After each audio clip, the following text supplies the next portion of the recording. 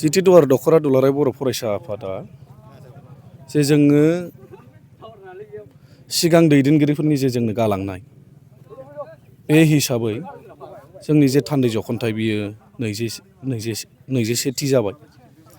दा 21थि हिसाबै जोङो बेयाव गोबां सावरायनो लादों। दा फुंबिलिनि हाबाफारि हिसाबै जे जोङो दुलाराय बर' फरायसा आफादा मोनफ्रोमबो बिथिङाव बा मोनफ्रोमबो हाबाफारियाव जोंनि जे आफादनि फिरफिला बेखौ जोङो गिबियैनो बिरहोयो। बेजों लोगोसे बड'फानो जोङो बिबार बावो। लोगोसे जे जोंनि बर' जाथिनि थामोनथा रैखाथि गासैखौबो नोजोर बोनानै जाय जोहोलावजो बिथांमोना मुंख्लं जाबाय बिथांमोननि थाखायबो जोङो इसोरनिसिम आर'ज गाबनानै जों बिथांमोनखौ गोसोखांनानै आलारि बाथि फोजोंनायजों लोगोसे बिबार बावो। जोङो बेखौ फुंबिलिनि जे हाबाफारि बेखौ जोङो फोजोबबाय। लोगोसे बे जोबखांनाय लोगो लोगो जोंहा थान्दै जख'न्थाय दं। थान्दै जख'न्थायाव जोङो मोनफ्रोमबो दालाइ आफादनिफ्राय जोङो थान्दैफोर लिंहरनानै जोङो सावरायगोन। जे जोंनि ओनसोलनि सोलोंथाइखौ लानानै जोङो सावरायगोन। लोगोसे जे समाजनि माखासे जोंहा गोबां मावनांगौ दङ। जे समाजनि बाथ्रायाव जोङो सानो सावरायनानै जोङो जे जोंनि समाजखौ मारै फोसाबनो हागोन बिनि सायाव जोङो माखासे थांखि बिथांखिफोर जों लागोन।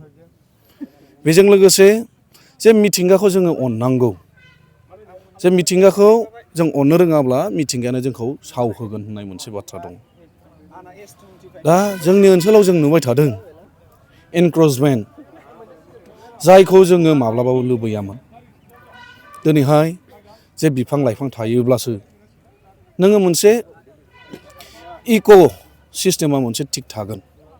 जे जोंनि जे बिफां थायोब्लासो अखा दै गासैबो बियो मोनसे लेभेलाव फैगोन मोनसे सिस्टेमाव फैगोन। जिब जुनाराबो थानांगोन। जोङो दैफ्राव मुलि होनाय दैयाव कारेन्ट सेक होनानै ना जानाय बेफोरखौ जोङो बन्द' खालामनांगोन। आं दिनै बे नोंथांमोननि मिडियानि गेजेरजों खावलायगोन जोंनि ओनसोलनि जे आइमोन आफामोन बिदा फंबायफोरखौ जोङो खावलायगोन जे नोंथांमोना जाहाथे मिथिंगाखौ अनो। जे जोङो उन्दैनिफ्रायनो जोङो फरायनो मोनबोबाय बिजाबफ्राव जों फरायनो मोनबोबाय।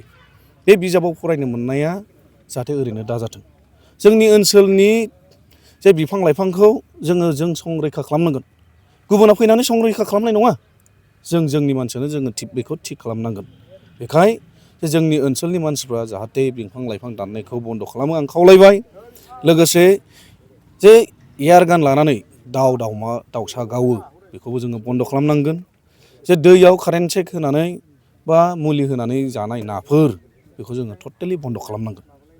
जों बेफोरनि सायाव जों डिसकास खालामगोन। जों मोजां डिसिसन लागोन जोंहा फोथायनाय दं। मोनबेसे दालाइसाफोरखौ लानानै नैबे हाबाफारिखौ खुंनो? जे कलेज इउनिटखौ लाफानानै जोंहा मोनद' दालाइ आफाद दङ। बे मोनद' दालाइ आफादखौ लानानै जोङो सावरायगोन। जे जोंनि वार्कारफोर थाबाय बेराफारसेजों जोंनि ओनसोलनि इन्टेलेक्सुयेल्सफोर जे जायखौ जोङो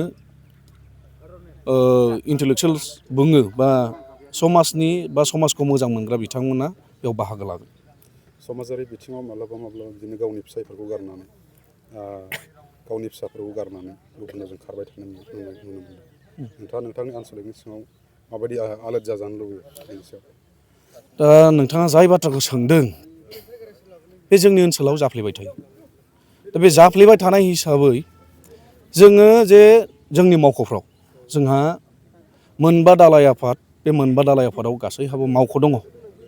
गोबाङानो लाबोजाबायबो गोबांखौ मोनसे सलुसनबो खालामनानै हरबाय। नाथाय बेजोंनो जोबाखै दङ गोबां दंबावो।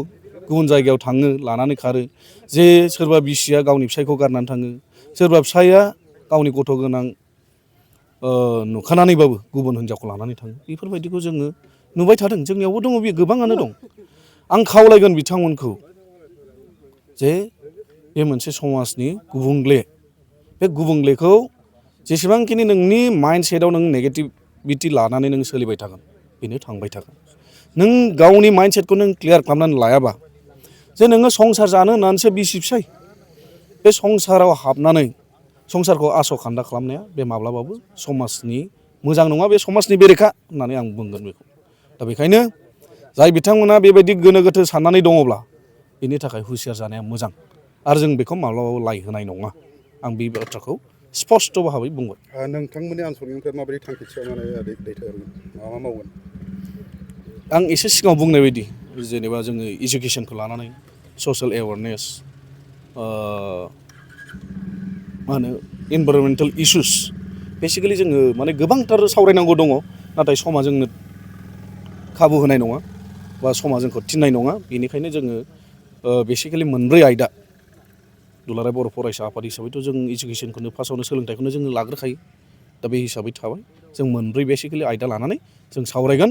मोनसेया जे जोंहा गेवलां सावरायनाय दं बे गेवलां सावरायनायाव मोनसे टिम होनानै जों लादों जे आथिखालनि थासारिजों लोगोसे जे जोंनि एसटि स्टेटास बे जोङो इयुन जोलैफोरखौ जोङो सिन्था खालामनानै जों बेखौ टिमखौ बानायनानै लादों जे जोङो 6था जनगस्थिनो एसटि होनो थांनाय बेखौ जोङो टटेलि अफस बेयाव जोङो क्लियार बेयाव जोंहा माब्लाबाबो सापर्ट गैया बे बाथ्राया जोंनिफ्राय स्पष्ट थांगोन जों बेयाव ओनसोलनि सानसुमैफोरखौ लानानै जों बिनि सायावबो जों सावरायगोन।